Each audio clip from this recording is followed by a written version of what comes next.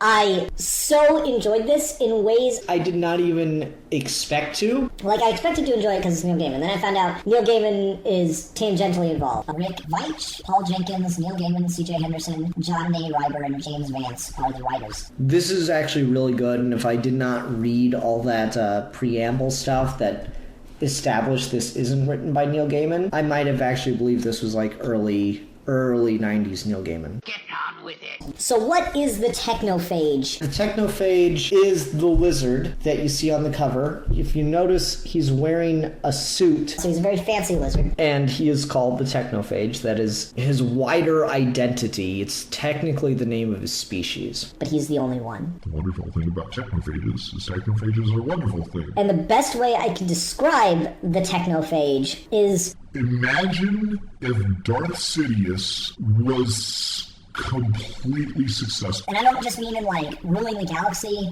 I mean in commanding the Force, extending his life, and dominating his will upon the galaxy for eternity. And was also a dinosaur. The Teknophage is a creature born 65 million years ago on a planet much like Earth from another dimension, and its species were super predators that just destroyed everything and nearly hunted themselves to extinction. They eat anything they could get. Unfortunately, the Teknophage was born with 2 siblings, and he was barely able to survive their father eating them, but they were saved by their mother, who ate their father because she wanted to eat them. So, like, he survives on the margin and goes a separate way from his siblings. But goes into hibernation at one point in the core of his planet, some such...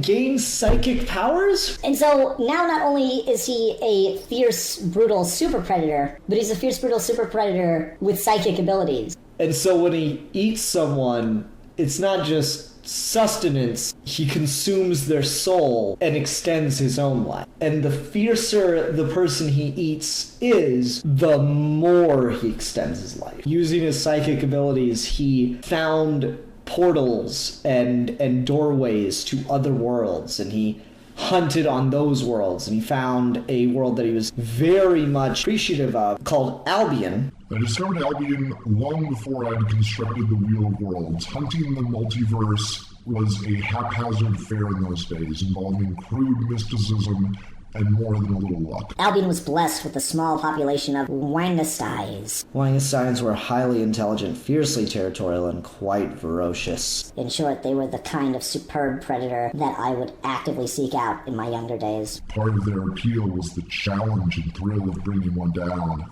I especially prized their richly textured souls, each of which served to extend my own lifespan by weeks, if not months. But mostly it was their taste that had me coming back to Albion again and again. Wangastines were just damn delicious, and I savored each and every one. Long after I hunted them into extinction, I would return to Albion, hoping Wangastines had reestablished themselves. But they were gone, their empty niche filled by a quickly evolving race of apes. And then he talks about, like, how he found apes on the planet Albion who had evolved into humans, and he couldn't help but offer them technology and shiny objects. But that was before I discovered how quick they were to go for the gaudy bauble, the bright shiny object, the forbidden fruit. And it's very important, like, you look at the imagery here, the guy picking apples, the Teknophage coming down from the tree and offering a sword.